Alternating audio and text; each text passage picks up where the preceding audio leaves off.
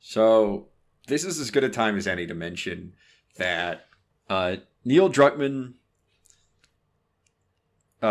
made a direct connection between the themes of this game and the Israeli-Palestinian conflict. Right, that happened. There was an interview where he discussed... I'm going to look up what specific event he was talking about.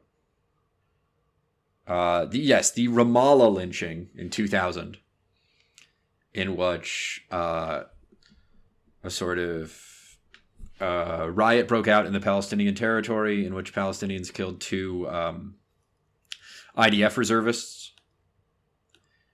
And he talked about this as part of the general sort of, as part of the ongoing conflict at the time.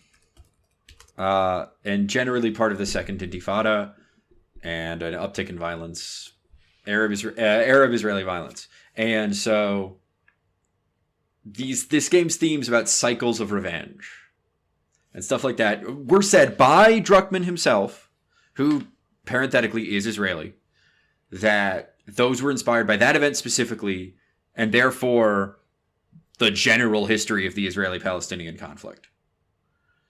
Which is to note that I'm not pulling anything out of my ass when I talk about this.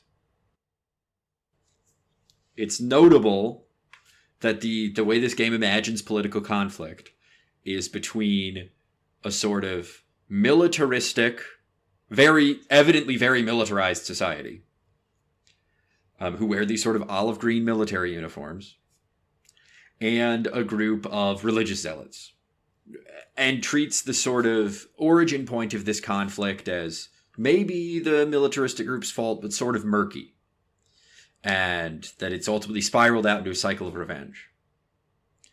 And so I think it's fairly obvious to see a parallel here between that and the sort of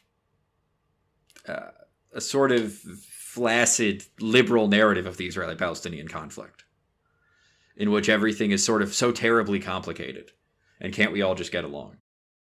So it's not a complex issue. That's the big thing. It's super simple. There's one group that has enormous power. It's the most powerful country in the Middle East. It's backed by the United States. It acts on another population of people with total impunity and is never held accountable for anything.